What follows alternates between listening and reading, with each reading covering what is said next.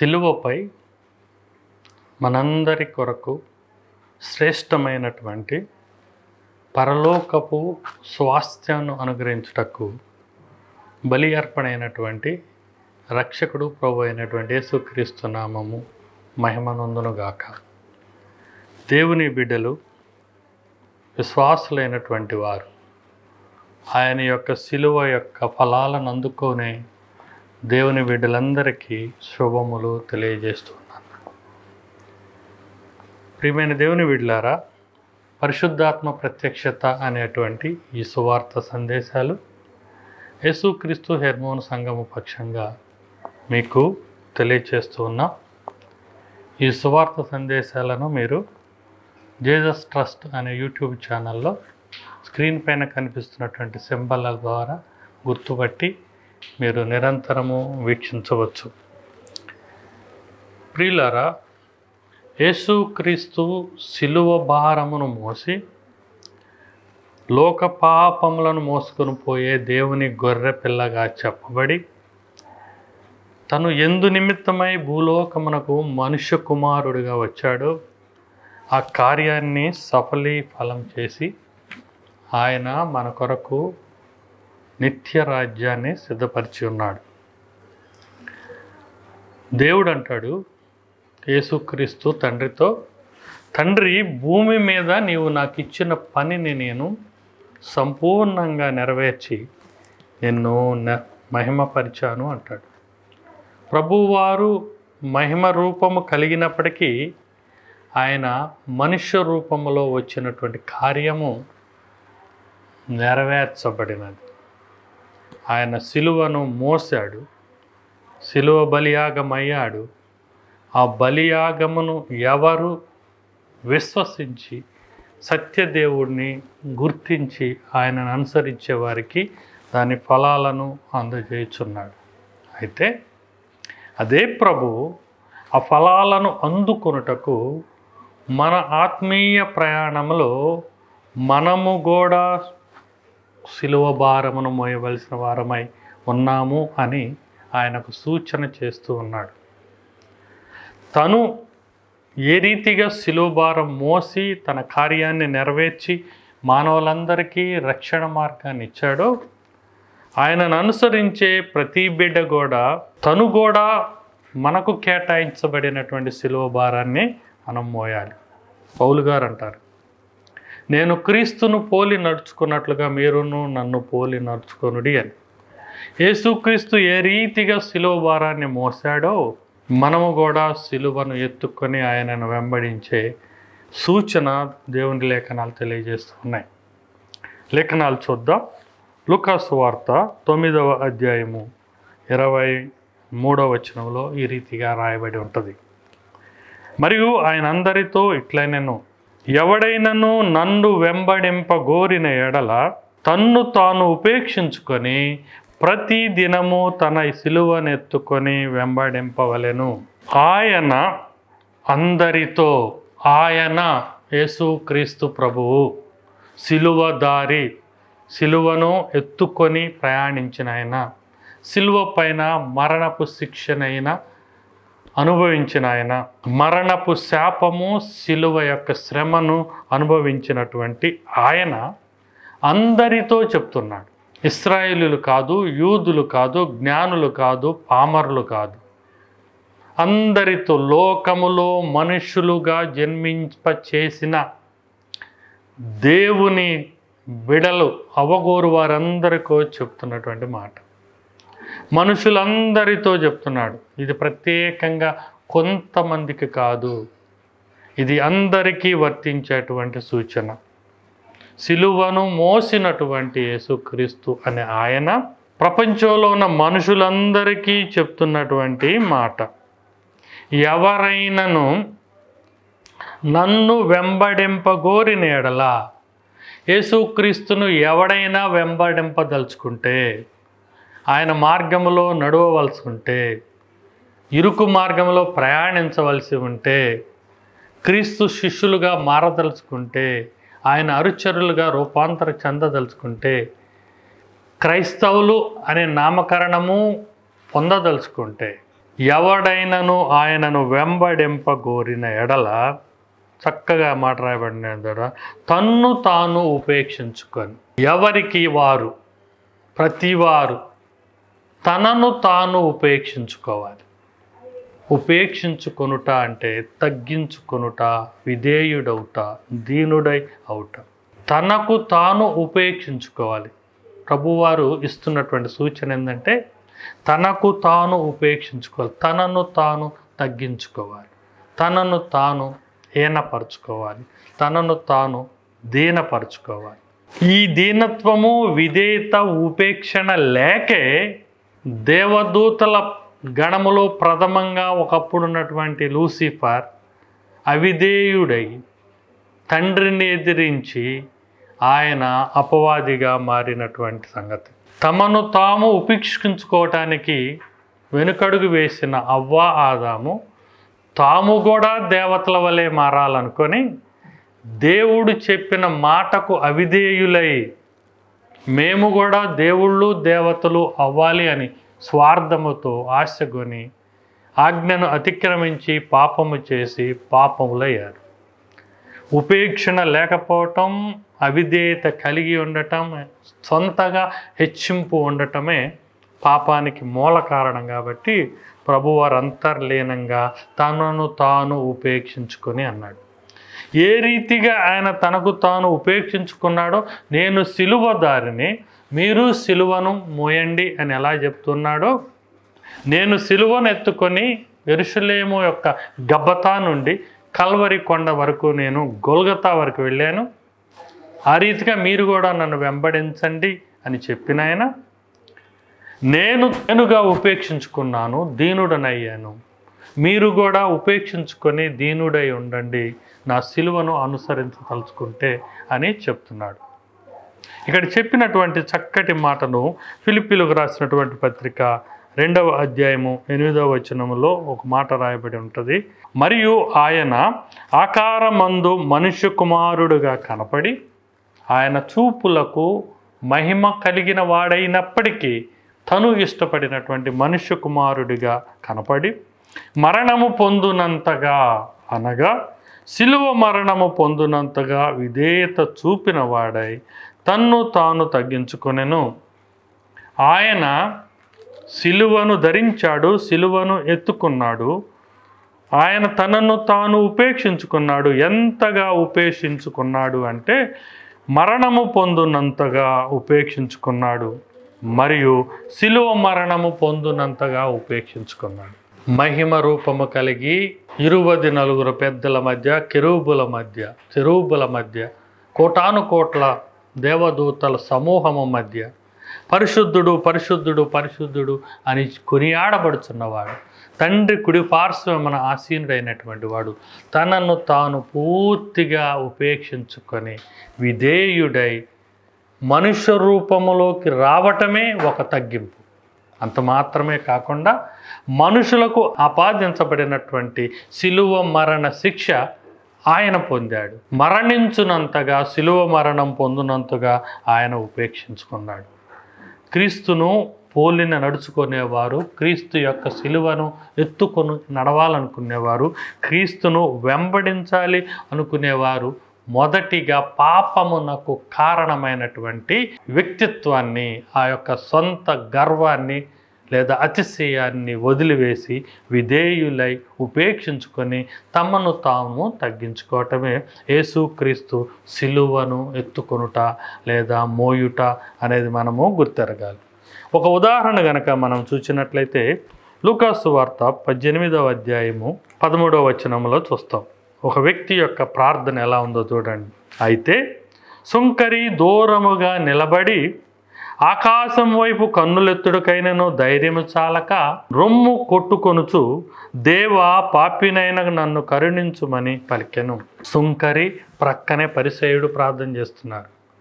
దేవాలయంలోనే పరిసయ్యుడు ప్రార్థన చేసుకుంటున్నాడు. పరిసయ్యుడు గంభీరంగా, అతిశయంగా ప్రార్థన చేస్తున్నాడు. నేను ఈ చోరుల వలె లేను, నేను అన్యాయస్తుల వలె లేను, నేను ఇతర మనుషుల వలె లేను, నేను అసలు ఈ సుంకర వలెనే లేను, నేను 10వ భాగం ఇస్తాను, ఇతడు తనను తాను ఆయన హెచ్చించుకుంటూ ఉన్నాడు. అయితే సుంకరి మాత్రము వ్యతిరేకంగా పూర్తిగా అతడు దీనుడై ఉపేక్షించుకొని ఆయన హీనుడై చక్కటి దేవుడు ఇష్టపడే ప్రార్థన చేస్తున్నాడు. దూరంగా నిలబడ్డాడంట. దగ్గరకు చేరటానికి కూడా అతనికి ధైర్యము చాలక, లేదా తన యొక్క స్థితిగతులు ఎరిగిన వాడై ఆకాశము వైపు కన్నులెత్తటానికి కూడా అతనికి ధైర్యము చాలలేదంట. రొమ్ము కొట్టుకుంటున్నాడు, గుండెలు బాదుకుంటున్నాడు, హృదయాన్ని విరిగి నలగగొట్టుకుంటున్నాడు. పరిసయ్యులు చేసే దహన బలులను, లేకపోతే గంభీరపు వేషధారణ బలులను, అర్పణల గురించి ఆయన మాట్లాడతలేదు. తన రొమ్ము కొట్టుకుంటున్నాడు, హృదయాన్ని చించుకుంటున్నాడు, చించి తండ్రి దగ్గర పోస్తున్నాడు, దేవుని ముందు తన హృదయాన్ని అర్పిస్తూ ఉన్నాడు.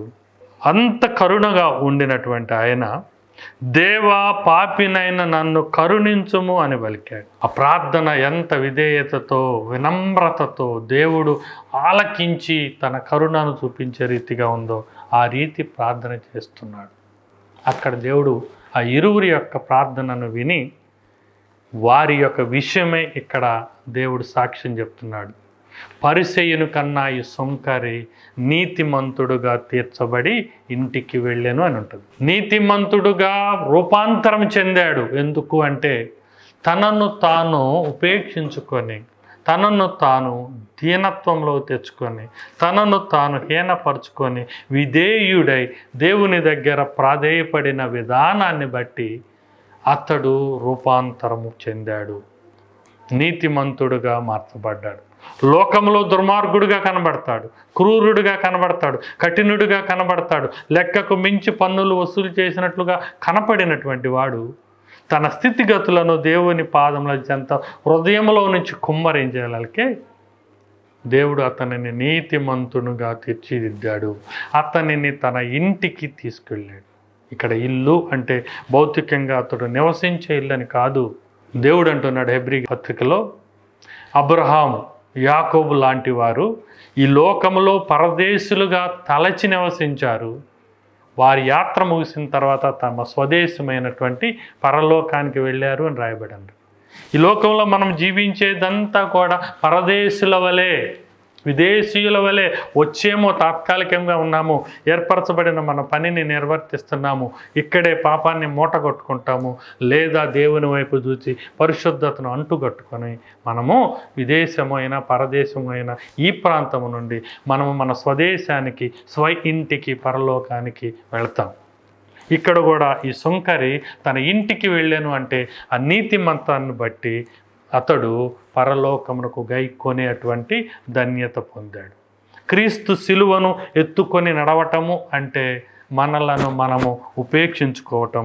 దేవుడు దానిని మనకు చక్కగా మాదిరిగా చూపినట్లుగా మనం చూస్తూ ఉన్నాం. రెండవ మాట ఉన్నది చూడండి, గలతీలకు రాసినటువంటి పత్రికలో 6వ అధ్యాయము 14వ వచనం, దాని వలన నాకు లోకమును, లోకం నాకు నేనును సిలువ వేయబడి ఉన్నాము అంటున్నాడు. యేసు క్రీస్తు యొక్క సిలువను చూచి, సిలువ యొక్క ఫలాలను నేను ఎరిగి, ఆ ఉన్నటువంటి భాగ్యాన్ని నేను గుర్తుపట్టి, నేను ఇప్పుడు లోకమును నాకు సిలువ వేసుకుంటున్నాను, నేను లోకమునకు సిలువ వేసుకుంటున్నాను అంటున్నాడు. మనలను మనము ఉపేక్షించుకొనుట ద్వారా మనము సిలువ ఇవ్వబడేటువంటి విలువైనటువంటి దీవెనలను మనము అందుకోగలము అనేటువంటి ఈ మాటను మనం చూస్తూ ఉన్నాం. తర్వాత మాట రాయబడి ఉన్నది చూద్దాం. మత్తయి సువార్త 10వ అధ్యాయము 38వ వచనములో, తన సిలువను ఎత్తుకొని నన్ను వెంబడింపనివాడు, యేసుక్రీస్తు చెప్పబడినటువంటి సిలువను ఎత్తుకొని దేవునిని వెంబడింపనివాడు నాకు పాత్రుడు కాదు అంటున్నాడు. నా సిలువను ధరించటానికి, నా సిలువను ఎత్తుకొని నడవటానికి ఇష్టపడనటువంటి వాడు నాకు పాత్రుడు కాదు అంటున్నాడు. చాలామంది లోకములో సిలువలను ధరిస్తారు, కానీ భౌతికంగా ధరిస్తారు. కొంతమంది సిలువను మెడలో ధరిస్తారు, కొంతమంది ఉంగరాల మీద ధరిస్తారు, కొంతమంది వాహనాల మీద ధరిస్తారు. ఇలా సిలువను కొంతమంది బ్యాడ్జీల రూపంలో ధరిస్తారు. దేవుని యొక్క గ్రంథము యొక్క పరమార్థము ఆ రీతిగా భౌతికంగా సిలువను ధరించడం కాదు. సిలువ యొక్క కార్యంలో జరిగే శ్రేష్టమైన ఆధ్యాత్మిక స్థితులను ధరించటం. ఆ రీతిగా ఆ సిలువ కార్యాలను ధరించకుండా ఉంటే వారు దేవునికి ప్రాప్తులు కాదు అని చెప్తున్నాడు.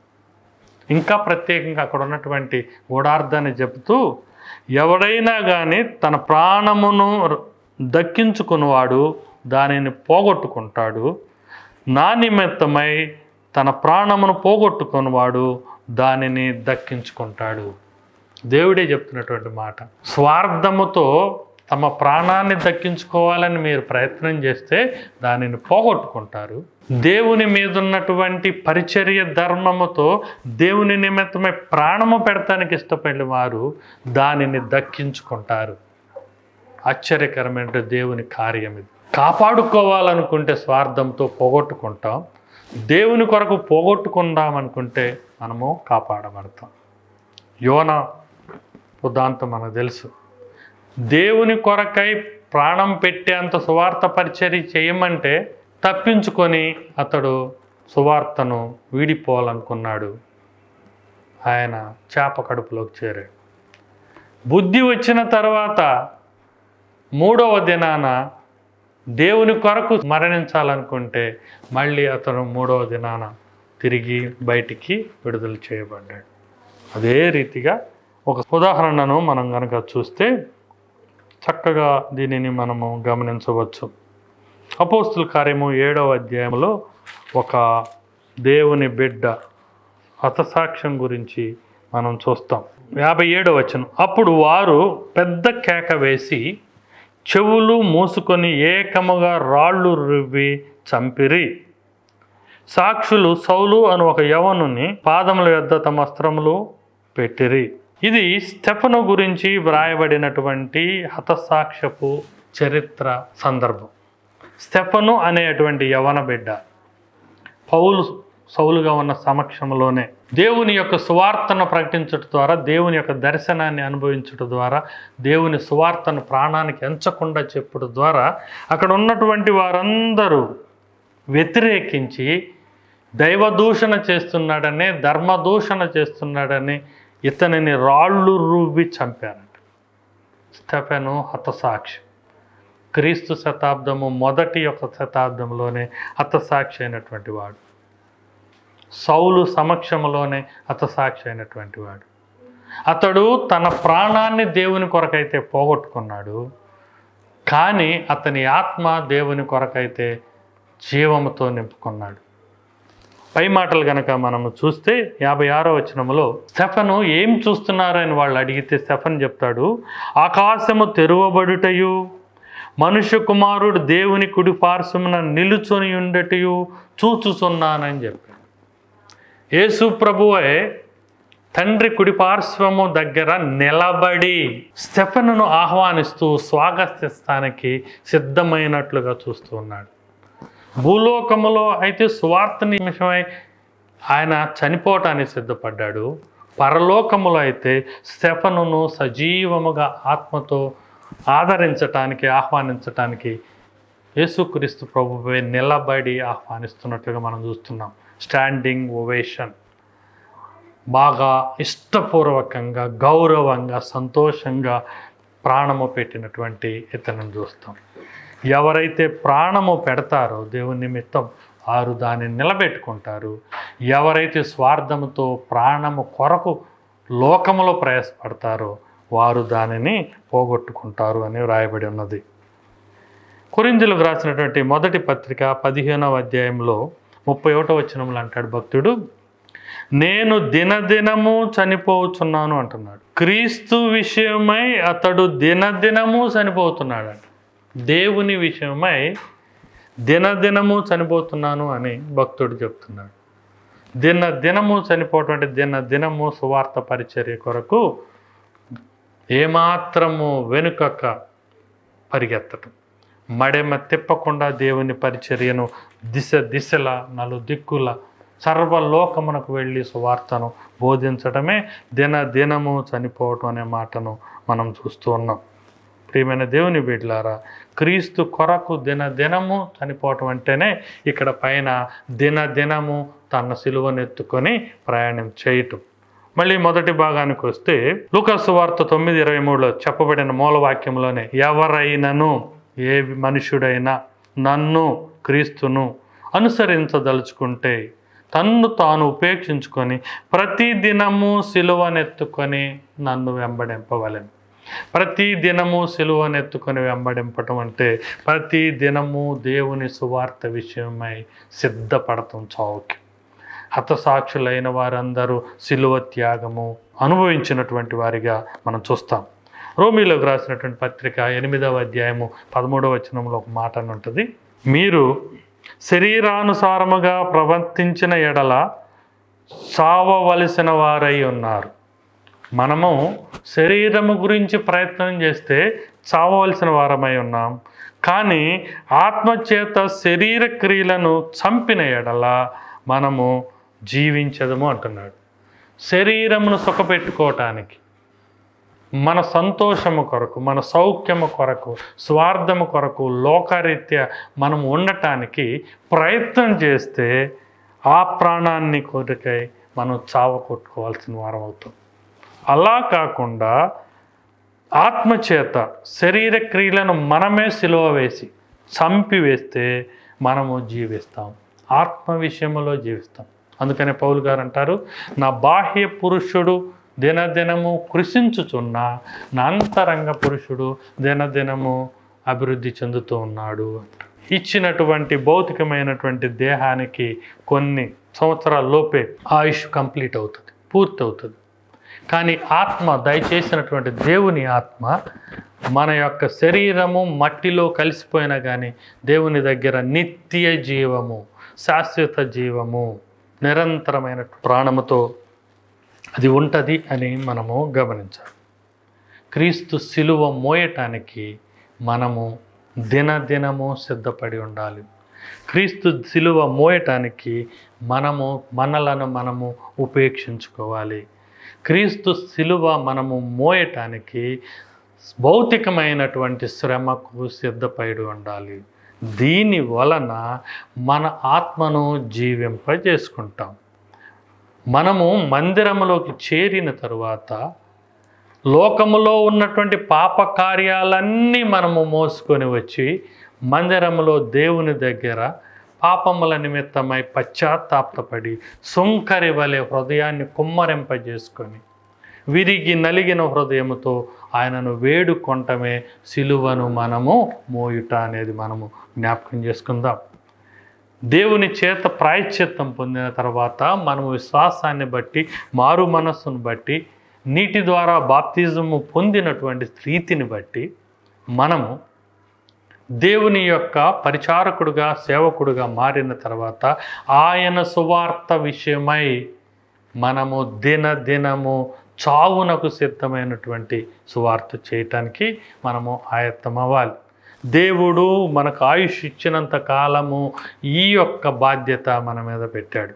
ఎందుకు అంటే ఆనాడు సిలువ శిక్ష ఎంత భయంకరమైనది అంటే, సిలువ మరణకు ప్రాప్తుడైన వాని యొక్క దేహపు ఛాయలు, మరణపు ఛాయలు వారికి ఇవ్వబడినటువంటి వాగ్దాన భూమిలో, పరిశుద్ధ స్థలములో, ప్రజలు నివసించే ప్రాంతంలో ఉండకూడదు అని ఆ యొక్క సిలువ శిక్షకు ముందు ఉన్నటువంటి ఆదివారమే మనము మట్టల ఆదివారం అని చెప్పబడేటువంటి ఆదివారం ఆయనను యెరూషలేములోకి జయప్రవేశం చేసినటువంటి సందర్భం. అంత గొప్పగా తీసుకెళ్ళినటువంటి ఆ యేసుక్రీస్తుని ఇప్పుడు ఆ యెరూషలేము నుండే, పిలాతు యొక్క తీర్పు ప్రదేశము నుండే, న్యాయస్థానమైనటువంటి ఆ గబ్బతా నుండే ఆయనను యెరూషలేము వెలుపలకు సిలువ ద్వారా నెట్టివేశాడు.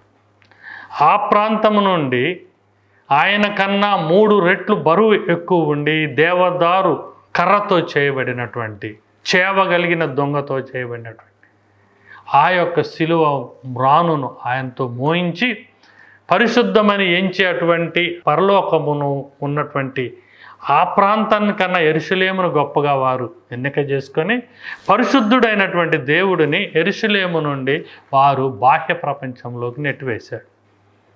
గవిని బయట యెరూషలేము ప్రాకారము పైన ఆయన సిలువను మోసుకుంటూ, మన పాపములను మోసుకుంటూ ఆయన ఆ యొక్క కల్వరి కొండపైన మనందరి కొరకు శాప విమోచన అయినది. ఎందుకు అంటే ఆయన మరణించాడు, మనకు జీవం ఇచ్చాడు. మనుషులకు ఆపాదించబడినటువంటి మరణ శిక్ష, సిలువ శిక్ష అది నెరవేరాలి. కానీ నెరవేర్చటానికి పాపము చేసినటువంటి ఏ మనుషుడు అర్హుడు కాదు దాని విమోచనకు. పాపము చేయకుండా ఉండే మనుషుని యొక్క రూపము కావాలి. అందుకే ఆయన శరీరమందు ఆకారమందు మనుషుడుగా కనపడ్డాడు, మనుష్య కుమారుడై జన్మించాడు.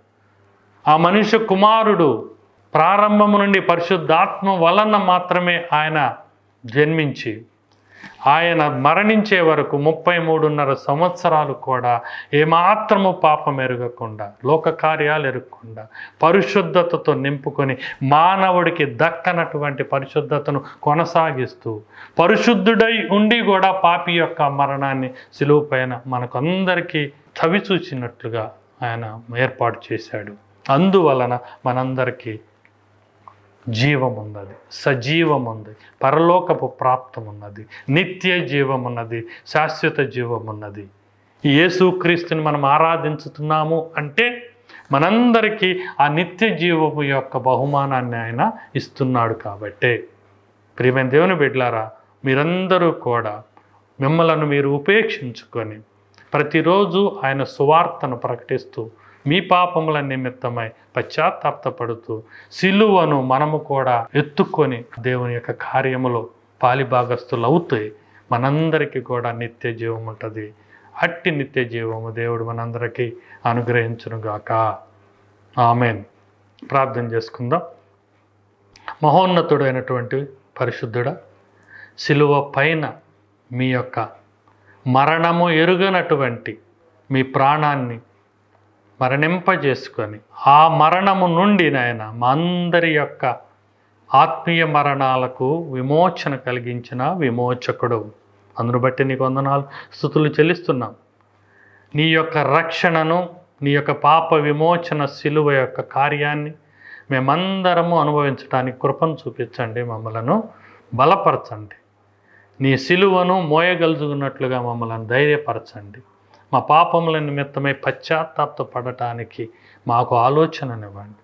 ప్రతి దినము నీ సువార్త పరిచర్య చేయటానికి మేము మా మందిరాల్లో సేవకులతో సహకారులు ఉండటానికి కృపను చూపించి ఈ సిలువ యొక్క బలియాగము యొక్క ప్రయోజనాలు మా అందరికీ నిత్య జీవముగా అందించమని ప్రభువైన యేసుక్రీస్తు వారి పేరిట ప్రార్థిస్తున్నాము తండ్రి.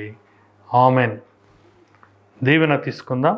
తండ్రి యొక్క ప్రేమ, కుమారుడైన యేసుక్రీస్తు యొక్క కృప, సత్య సమాధానం, సిలువ యాగము యొక్క దీవెనలు, పరిశుద్ధాత్మ యొక్క అన్యోన్య సహవాసము, ఆదరణ ఇప్పుడును ఎల్లప్పుడూ మనందరికీ సమృద్ధిగా అందునుగాక. ఆమెన్. అందరికీ వందనాలు. దైవజనుడిగా నేను మా సంఘమంతయు మీ కొరకు కొన్ని అంశములను నిరంతరము ప్రార్థన చేస్తూ ఉంటాం. మీ రక్షణ గురించి, విశ్వాసం గురించి, మీ క్షేమాభివృద్ధి గురించి, మీ స్వస్థత గురించి, మీకున్నటువంటి శ్రమలు దుఃఖముల యొక్క విడుదల గురించి, అపవాది దురాత్మల యొక్క విమోచన గురించి మేము నిత్యము ప్రార్థన చేస్తూ ఉంటాం. అందరికీ వందనాలండి.